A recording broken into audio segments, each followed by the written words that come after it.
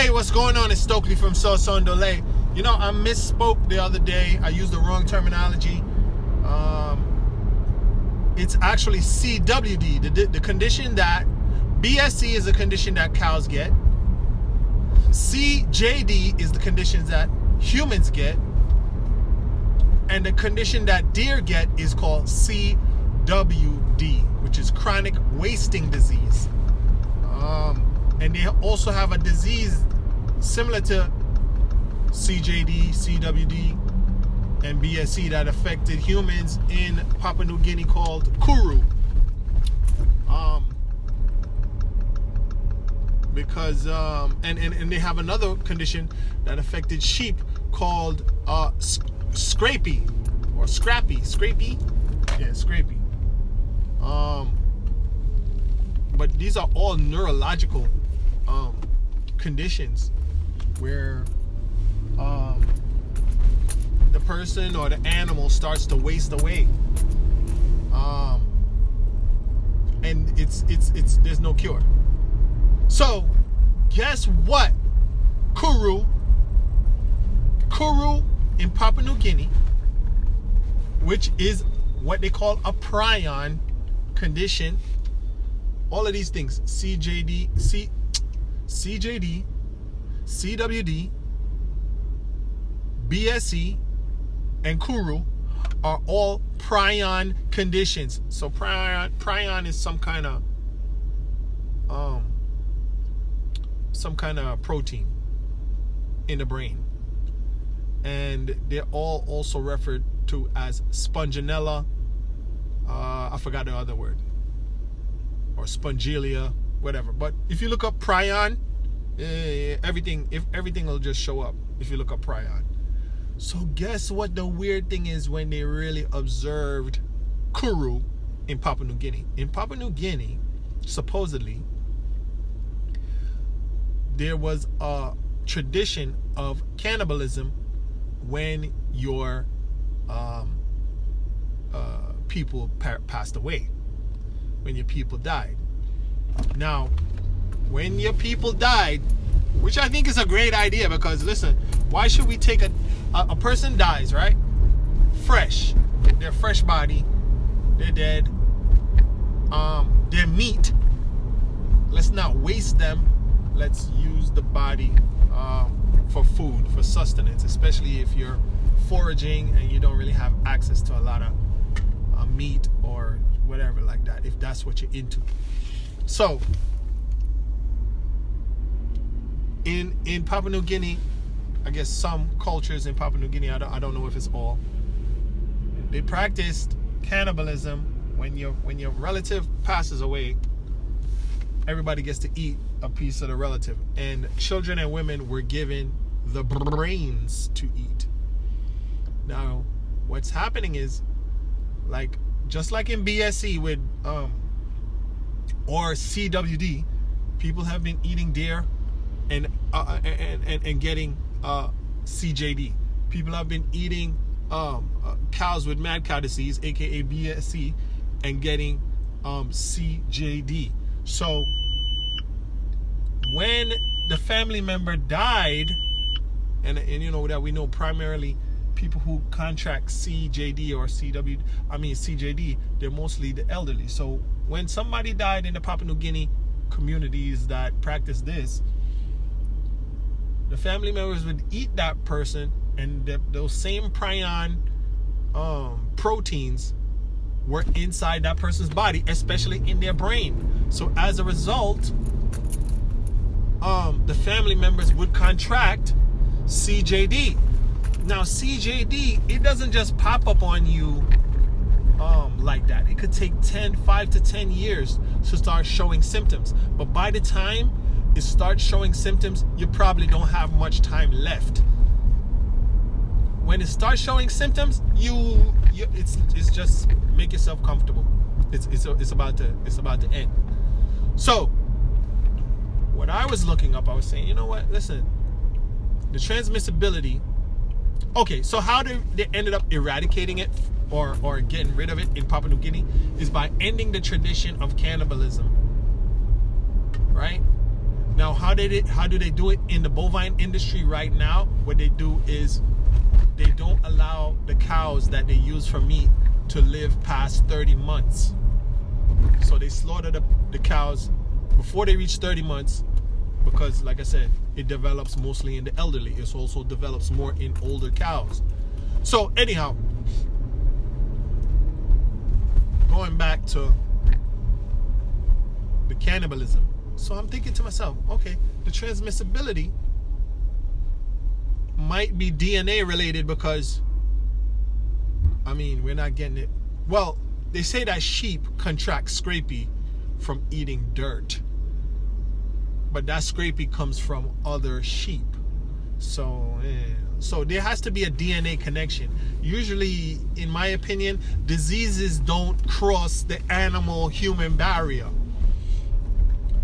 Especially if we don't share significant DNA. You would have to modify that animal's DNA to make it more human so that it can get close enough to a mixture of that animal's DNA and human DNA and make that jump over to humans.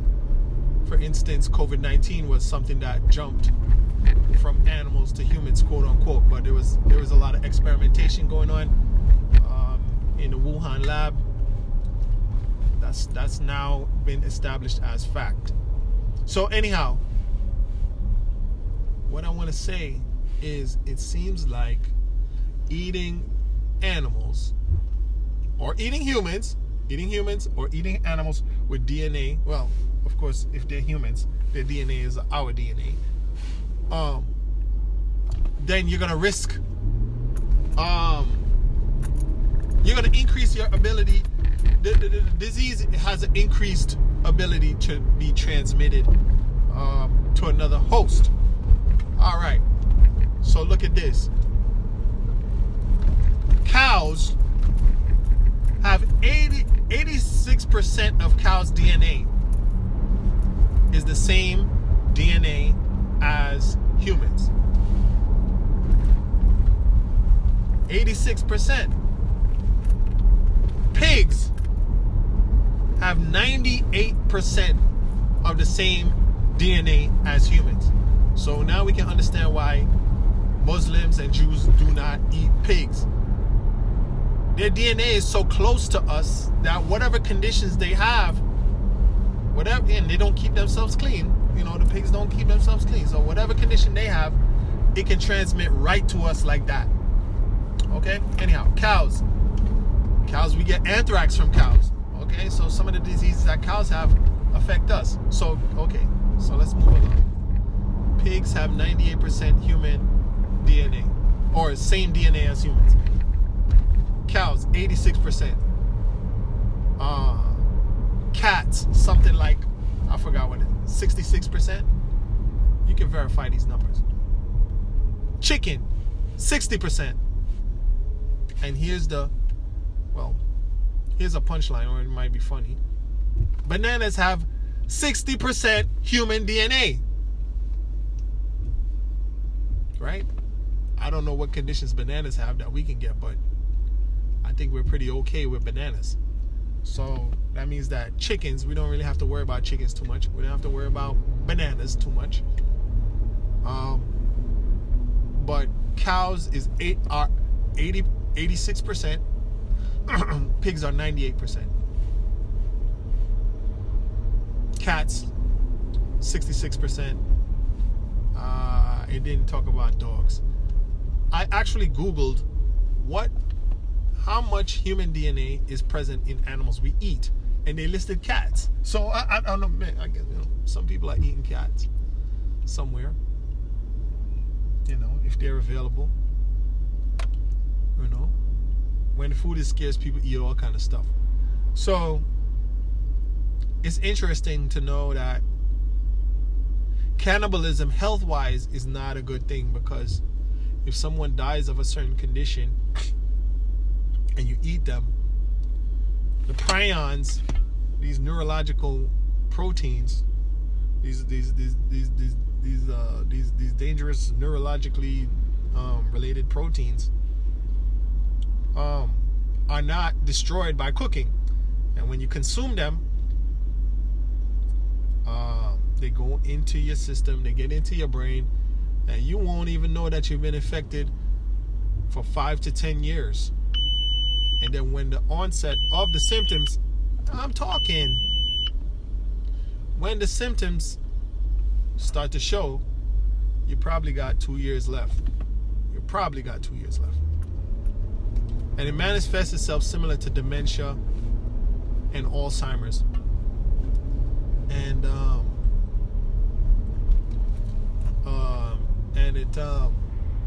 there's nothing they can do for you right now. There's no treatment right now. So I would say, like I said in my last post, I would say, stay away from beef. Stay away from pork. These old religions, Judaism and Islam, they know what they're doing. They know what they're talking about. They know why they don't mix certain foods. They know why they prepare certain foods certain ways. One thing about Judaism and Islam, their foods are interchangeable. Meaning that if you're Jewish and you're in a Muslim area, you can eat Muslim food because it's prepared halal, which is equivalent almost to a kosher preparation. And it's vice versa. From my limited understanding, they can eat each other's food because of the preparation. One thing, like my mother used to buy kosher chicken one time. The thing about the kosher chicken, they drain the blood and they also salt the chicken. So it's drained of the thing that actually transmits disease for the most part, bodily fluids. And it's also salted to additionally kill, whatever bacteria that might be present in it. Halal, from my understanding, is prepared in a similar way in that the blood is drained from the animals.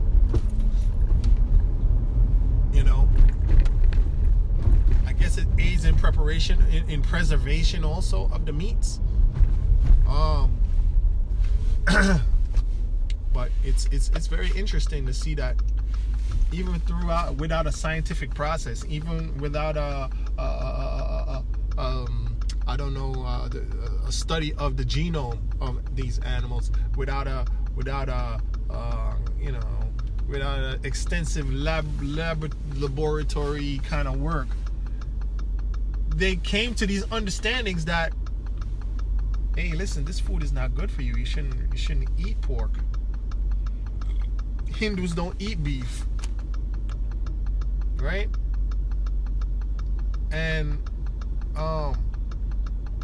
there's a reason for that. Some people in Africa don't eat chicken, but I think maybe because chickens were not indigenous to Africa. Chickens are indigenous to India. So, hey, that's all I gotta say. Watch out for the DNA. Look up. I don't know.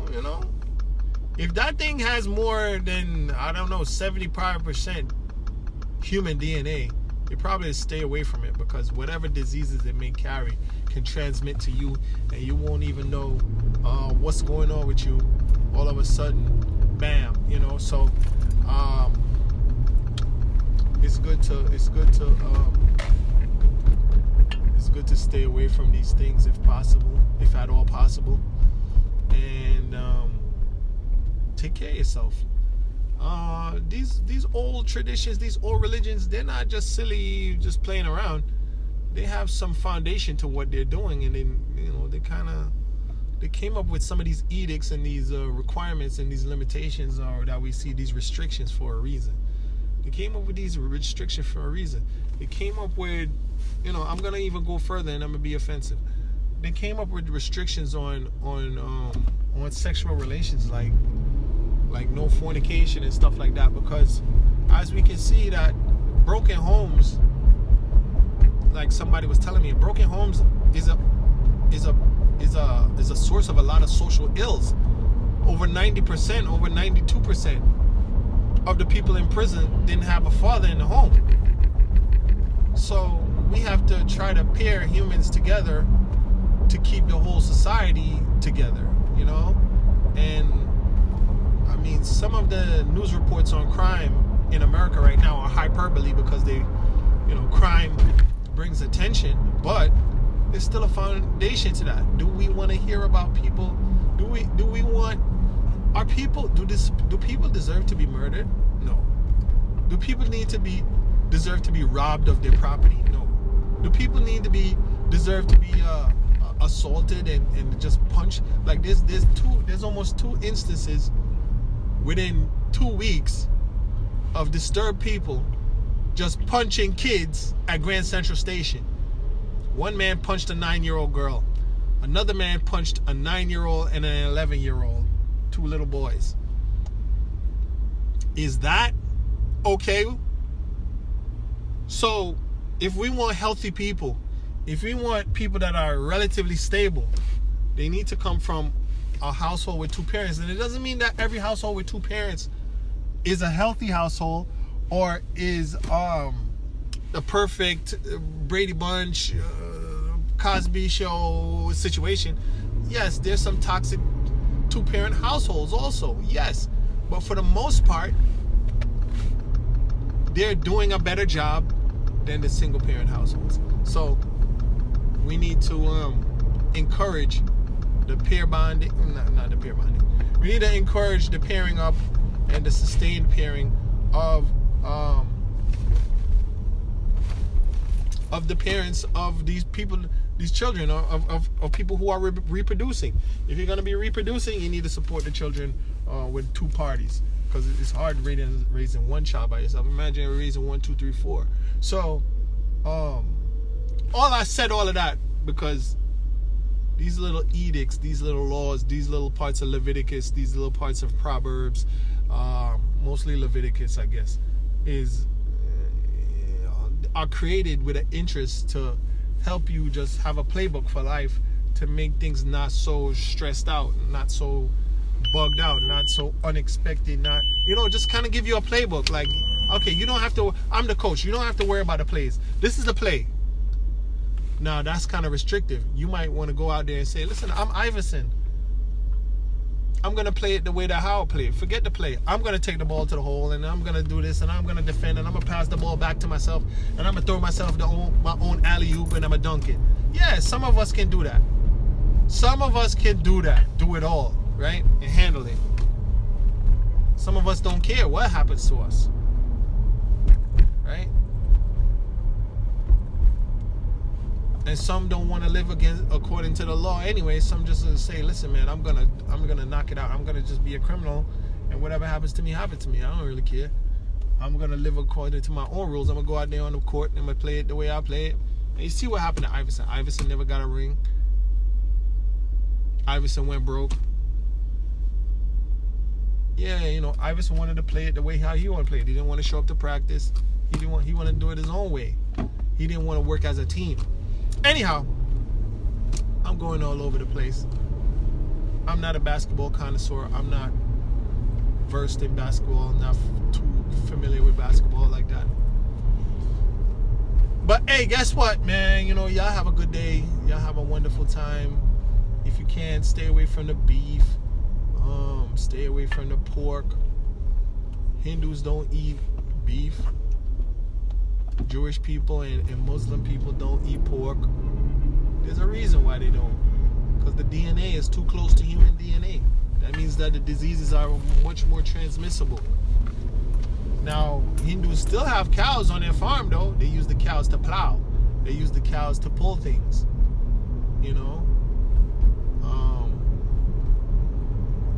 So on and so forth. But I don't even think Hindus even eat